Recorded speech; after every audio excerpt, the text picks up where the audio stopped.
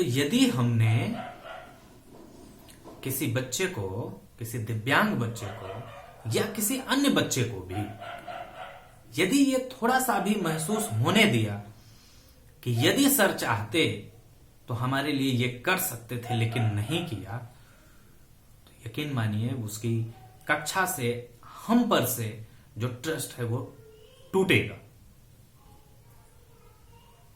कुल मिला के मामला यह है कि कक्षा प्रबंधन करते समय हमें विद्यार्थियों की वैयक्तिकता, उनकी वैयक्तिक विभिन्नता,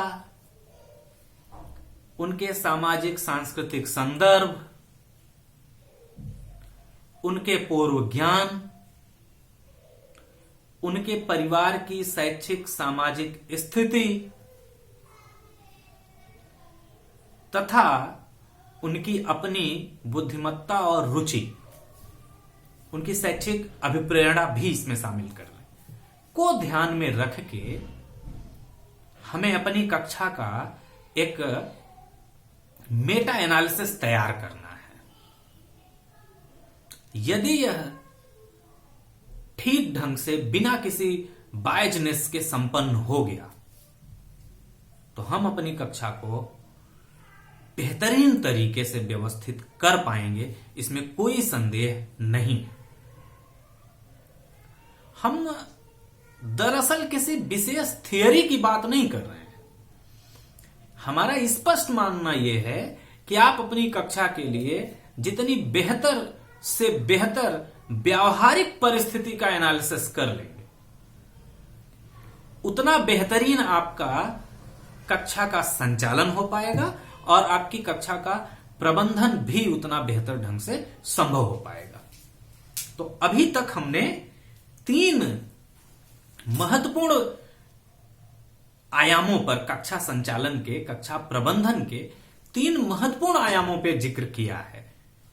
पहला, बाह्य समाज, जिसे हम सामुदायिक सहभागिता के रूप में प्रस्तुत करने की कोशिश किए हैं कि यदि सामुदायिक सहभागिता बेहतर हो गई विद्यालय के प्रति तो निश्चित तौर से विद्यालय का कल्चर, वर्क कल्चर बदल जाएगा। कोई भी अध्यापक अपने पेशीय नैतिकता से खिलवाड़ नहीं कर पाएगा। कम से कम समय से आने और समय से जाने की पाबंदी तो उसे महसूस होने ही लगेगी। और यदि आप समय से आएंगे और समय से जाएंगे तो कम से कम इतना जरूर महसूस करेंगे कि यहां आए हैं तो बच्चों को हम कुछ ना कुछ उनके लेवल की चीजें समझा के तभी जाएं। ऐसा करने के लिए भी कक्षा प्रबंधन महत्वपूर्ण है। कक्षा की सेटिंग अरेंजमेंट की बात हम कर रहे थे, वह बहुत महत्वपूर्ण है इस लिहाज से भी कि जब भी जैसी जरूरत पड़ेगी, विषयगत आवश्यकता को ध्यान में रखते हुए बच्चों की सहभागिता को सुनिश्चित करने हेतु हम उस तरह का मॉडिफिकेशन अपनी कक्षा में कर पाएंगे, परिमार्जन कर लेंगे, सेटिंग अरेंजमेंट को तब्दील कर लेंगे, बदल लेंगे।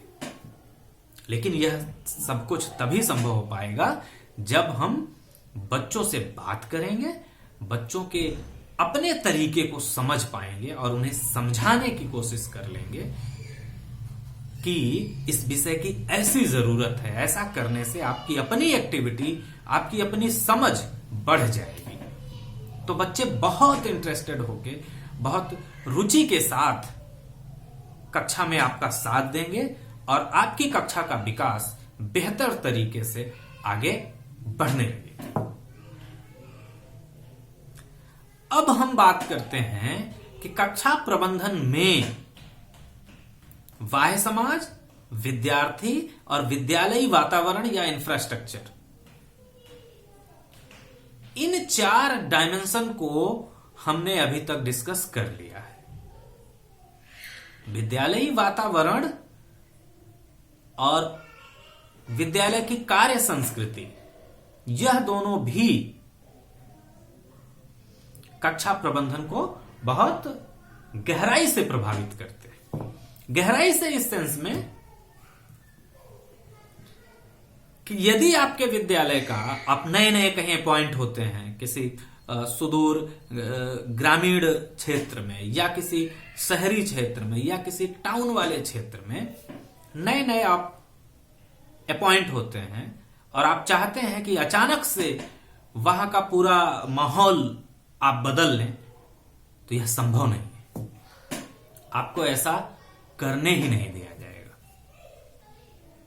भले ही आप उस विद्यालय के हित में, विद्यार्थियों के हित में सोच रहे हैं, लेकिन यकीन मानिए आपको नहीं करने दिया जाएगा। यह किसी थियरी में लिखा नहीं मिलेगा। यह वैयक्तिक अनुभव से उपजा हुआ ज्ञान है कि आप जहां नए पॉइंट होंगे, आपको पहले वहां के माहौल को समझना होगा। पढ़ाने से पहले आपको वहां की सिचुएशन को पढ़ना होगा, खुली आंखों से देखना होगा कि दरअसल यहां चल क्या रहा है। क्या सच में वहां पढ़ाई ही हो रही है या कुछ और हो रहा है? क्या सच में वह माहौल प्रगतिशील सोच का है? क्या उस वर्क कल्चर में इस बात की जगह है, इस बात की जरूरत महसूस होती है कि हाँ, सच में जो ट्रेडिशनल वे है, जो अभी तक का सोचने समझने का तरीका है, उसमें थोड़ी सी तब्दीली की जाए, थोड़ा सा मॉडिफिकेशन किया जाए, ताकि जो वर्तमान समय में टेक्नो फ्रेंड विद्यार्थी हमारे पास आ रहे हैं, उनकी समझ का स्तर काफी ऊंचा है। उस स्तर से भी ऊंचा होके हम क्या सोच समझ सकते हैं, उन्हें उस लेवल से और ऊपर वाले लेवल तक ले जा सकते हैं। तो निश्चित तौर से इसका उत्तर यह होगा कि जो तात्कालिक प्रैक्टिस है, जो ट्रेडिशनल वे अभी तक चलता आ रहा है, उस वे से, उस रास्ते से तो शायद हमेशा ना कर पाए। क्योंकि वर्तमान समय की जो जरूरत है, वर्तमान जो मांग है, उसके हिसाब से हमें अपने अध्यापकों को कौशल से निपुण करना है। इसके लिए जरूरी है कि वो कक्षा प्रबंधन के महत्व को समझें, इस तरीके से समझें कि जब वो फील्ड में उतरें तो उन्हें किसी तरह की कोई समस्या ना आवे अपनी कक्षा को हैंडल करने में, अपनी कक्षा को ग्रो करने में, ग्रोथ करने में, अपनी कक्षा का सामाजिक और ज्ञानात्मक विकास करने में। इसके लिए जरूरी है विद्यार्थियों कि हम लोग कक्षा प्रबंधन में विद्यालयी कार्य संस्कृति को महत्वपूर्ण स्थान दें, उसका भी एनालिसिस करें कि क्या गुंजाइश है, यदि नहीं है तो इसको कैसे गुंजाइश पैदा की जाए, कैसे गुंजाइश बनाई जाए। इसके लिए आप अपने स्टाफ में चर्चा करें, अपने हेड से चर्चा करें, अपने हेडमास्टर से बात करें, अपने कॉलेज के प्रिंसिपल से बात करें। यदि आपका विद्यालय और नीचे लेवल का है, नीचे स्तर का है, तो आप अपने हेडमास्टर से बात करें, प्रधानाध्यापक से बात करें। यदि तत्काल आपको पॉजिटिव फीडबैक ना भी मिले तो भी आप धैर्य ना खोएं, तो भी आप इस भावना को बदले नहीं। क्योंकि आपके अंदर यदि जरा सा भी इस तरह का परिमार्जन हो गया तो यकीन मानिए आपकी अपनी जो सोच है वो भी बदलनी शुरू हो जाएगी। तब आप जो बेहतर करने के उद्देश्य से गए हैं, शायद वो बेहतर ना करेंगे। गवर्नमेंट हम आपके ऊपर बहुत पैसे खर्च कर रही है। इस पैसे में आने का उद्देश्य ही यही रहा है कि बेहतर समाज का निर्माण करेंगे। और हमने पहले ही कहा है, आज पुनः कह रहे हैं कि एक बेहतर समाज का निर्माण एक बेहतरीन कक्षा से ही हो सकता है। यदि कक्षा बेहतर नहीं हुई तो यकीन मानिए समाज कभी भी बेहतर नहीं हो सकता है। समाज बेहतर तभी होगा जब कक्षा बेहतर होगी, क्लासरूम बेहतर होगा। क्लासरूम बेहतर होने से हमारा तात्पर्य चमक धमक से नहीं है, क्लासरूम बेहतर होने से हमारा आशय विद्यार्थियों के अंदर विद्यार्थियों की सोच में डेमोक्रेटिक तत्वों को भरने से, प्रजातांत्रिक मूल्य जो हैं उन्हें बच्चों के व्यवहार में उतारने से, एक दूसरे के प्रति सम्मान और प्रेम की भावना का विकास करने से, एक दूसरे की विचारधारा का सम्मान करने से, एक दूसरे को धैर्यपूर्वक सुनने की कौशल विकसित करने से, मतभेद को मनभेद न बनाने दिया जाए, इस तरह की प्रवृत्ति का विकास करने से। यह सब कुछ तब संभव हो पाएगा जब एक अध्यापक के रूप में हम सभी, आप सभी अपनी कक्षा में प्रजातांत्रिक तरीके से कक्षा का संचालन करेंगे। हमारा इशारा समझ गए होंगे कि अब हम कक्षा प्रबंधन के एक महत्वपूर्ण पहलू पर चर्चा करेंगे, जो पहलू है अध्यापक स्वयं, हम स्वयं। क्यों यह महत्वपूर्ण है? भाई, एक अध्यापक तो स्वयं कक्षा का प्रबंधन करता है, कक्षा को आगे संचालित करने वाला है, कह लें कि कक्षा का मुखिया है। जैसा वो चाहेगा वैसी कक्षा का विकास होगा। तो यदि ऐसा है कि अध्यापक जैसा चाहेगा उस तरह से कक्षा का संचालन सुनिश्चित होगा, तो फिर बाल केंद्रित शिक्षा कहने का क्या औचित्य? ऐसी व्यवस्था में तो अध्यापक ही कक्षा को लीड करेगा, फिर विद्यार्थी कहां है? बाल केंद्रित शिक्षा का जो कॉन्सेप्ट है उसके मुताबिक शिक्षा की सारी गतिविधियों में मुख्य भूमिका में विद्यार्थी होगा, बालक होगा। तो जब सारी गतिविधियों में बालक है तो कक्षा प्रबंधन में भी महत्वपूर्ण रोल में, महत्वपूर्ण भूमिका में विद्यार्थी होना चाहिए। हम तो महज एक अध्यापक के रूप में महज एक फैसिलिटेटर हैं, एक सुविधा प्रदाता हैं कि उसे अपने अधिगम प्रक्रिया के दौरान यदि कहीं कुछ कठिनाई हो रही है या उसकी अपनी अधिगम प्रक्रिया है तो जिस तरह का माहौल चाहिए वो हम उसे प्रदान करें, उसे सुविधा दें, उसे इस तरह से प्रेरित करें, मोटिवेट करें, उसकी रुचि जगाएं अध्ययन के प्रति कि वह दिन ब दिन अधिक से अधिक किताबें पढ़ने के लिए स्वयं से प्रेरित होने लगे। इस तरह का माहौल बनाने के लिए, इस तरह से कक्षा को व्यवस्थित करने के लिए भी अध्यापक की भूमिका है। अध्यापक की भूमिका इस लिहाज से है कि वो अपने आप को कक्षा का नायक ना बनाए, बल्कि अपने आप को कक्षा का मुख्य केंद्र होने से बचाए। कक्षा का मुख्य केंद्र बच्चों को बनाए। और कैसे कक्षा का मुख्य केंद्र बच्चे बनेंगे, इस पर दिन रात वह चिंतन करे। वह सोचे कि कक्षा में मेरी अपनी भूमिका बहुत महत्वपूर्ण ना होने पाए, इसके लिए मैं क्या क्या उपाय करूं, कैसे मैं कक्षा में अपने आप को स्टैंड करूं कि कक्षा अध्यापक केंद्रित ना हो, कक्षा बाल केंद्रित बनी रहे, या यदि अभी तक नहीं है तो बाल केंद्रित बन जाए। इस लिहाज से भी कक्षा प्रबंधन के संप्रत्यय में अध्यापक की भूमिका महत्वपूर्ण है। अध्यापक अपने आप को कक्षा का नायक प्रस्तुत करने की कोशिश ना करे। अध्यापक बच्चों के ऊपर प्रेशर बनाने की कोशिश ना करे। कम से कम इस लिहाज से तो अवश्य ही ना करे कि मैं जो चाहूंगा वही होगा। इस तरह का भय कक्षा में क्रिएट करने की कोई आवश्यकता नहीं है।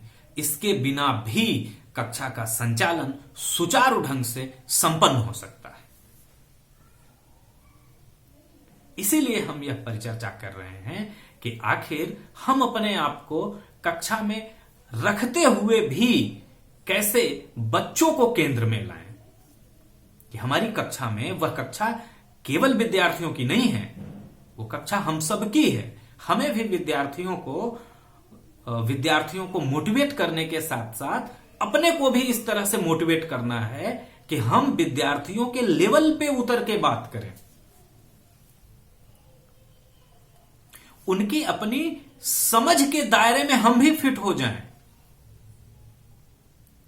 ऐसा न लगे कि हमारी अपनी सोच कुछ और है, हमारी कक्षा की सोच कुछ और है।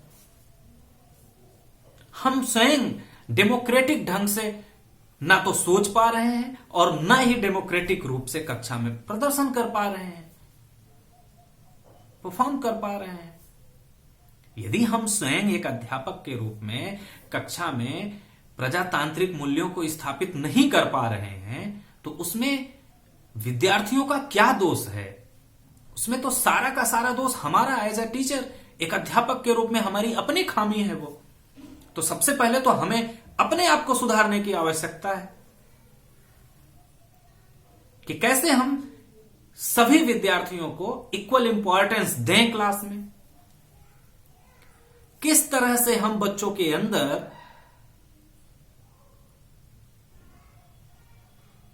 जेंडर डिस्क्रिमिनेशन की भावना को हटाएं, दूर करें। क्योंकि घर परिवार माहौल से उन लोगों ने मैक्सिमम केस में ऐसा है कि बच्चे ये सीखकर ही आए हैं कि मैं तो बालक हूं, मुझे कोई विशेष काम नहीं करना है, बालिकाएं हैं इन्हें ही कोई विशेष काम करना है। इस तरह की प्रवृत्ति जो विद्यार्थियों की उनके घर माहौल से मिली हुई है, उसे भी आपको बहुत आराम से धीरे धीरे परिमार्जित करने की आवश्यकता है। यह तभी संभव हो पाएगा जब हम एक अध्यापक के रूप में कक्षा में बालक और बालिका में अंतर नहीं करेंगे। पूर्व धारणा के शिकार तो हम स्वयं हैं। इन पूर्ण धारणाओं को कैसे हम कक्षा में जाने से पहले ही उतार दें, इस पे हमें सोचने की आवश्यकता है। यदि हम सभी अध्यापक बंधु ऐसा कर पाए तो हमारी कक्षा अपने आप में एक बेहतरीन कक्षा का उदाहरण होगी, क्योंकि हम स्वयं प्रजातांत्रिक मूल्यों में विश्वास करेंगे, प्रजातांत्रिक मूल्यों को अपनी कक्षा में विकसित करने का प्रयास करेंगे और हमारा अनुकरण करके बच्चे स्वयं सीखेंगे और उनके अपने अधिगम प्रक्रिया में हम जितना संभव हो सकेगा उतना अधिक से अधिक उनका सहयोग करेंगे।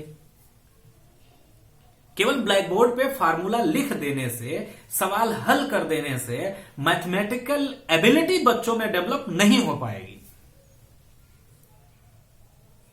साइंस के किसी फार्मूला को बता के, किसी सूत्र को बता के, एक उदाहरण से स्पष्ट कर देने मात्र से बच्चों में साइंटिफिक आइडियोलॉजिकल डेवलपमेंट नहीं हो पाएगा।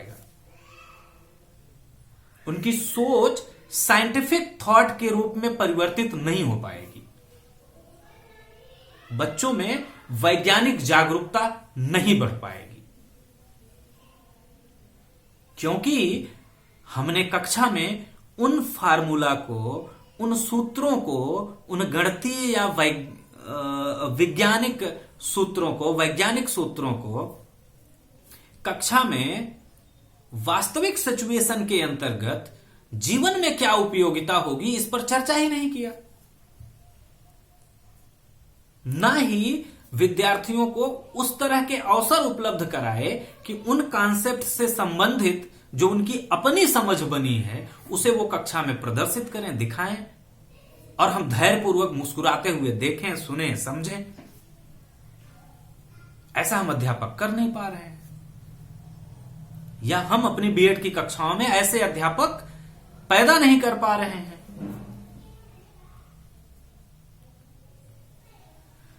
तो पूरा मामला यह है कि अध्यापक भी कक्षा प्रबंधन का एक महत्वपूर्ण हिस्सा है, उसकी बहुत महत्वपूर्ण भूमिका है कक्षा संचालन में भी और कक्षा प्रबंधन में भी। कक्षा प्रबंधन में भी और कक्षा संचालन में भी विद्यार्थी और अध्यापक दोनों मिलकर ही कक्षा को सही ढंग से वास्तविक स्वरूप दे पाएंगे, जो कि उस विषय की अपनी आवश्यकता होगी, अपनी डिमांड होगी, अपनी मांग होगी। तो कक्षा प्रबंधन में आज बस इतना ही। इसके आगे हम थोड़ा सा समझने की कोशिश करेंगे कि आखिर कक्षा प्रबंधन को कौन कौन से फैक्टर्स प्रभावित करते हैं और किस तरह से कितनी गहराई तक प्रभावित करते हैं। इस पर चर्चा करेंगे अगले वीडियो सेशन में। तब तक के लिए आप सभी को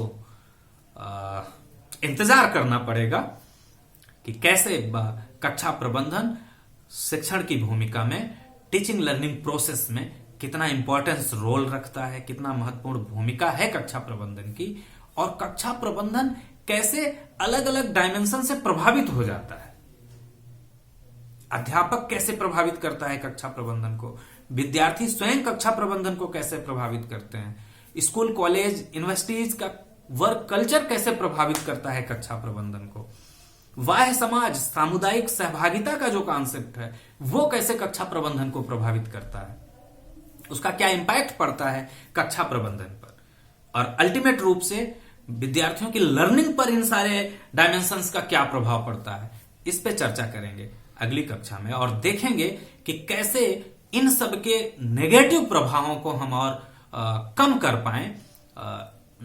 बहुत शून्य तो नहीं कर पाएंगे, लेकिन उन्हें किस तरह से कम उनका नेगेटिव प्रभाव पड़े और अधिक से अधिक सकारात्मक प्रभाव पड़े, इन पहलुओं पे चर्चा करेंगे। तब तक के लिए आप सभी का धन्यवाद। इंतजार करें, बेहद ही रोचक पूर्ण परिचर्चा होगी।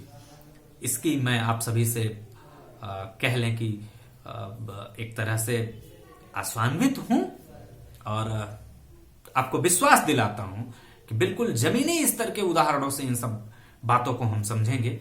बहुत थियोरेटिकली बैकग्राउंड पे नहीं जाएंगे, किसी के बहुत किताबों पे नहीं जाएंगे, किताबी भाषा पे नहीं जाएंगे।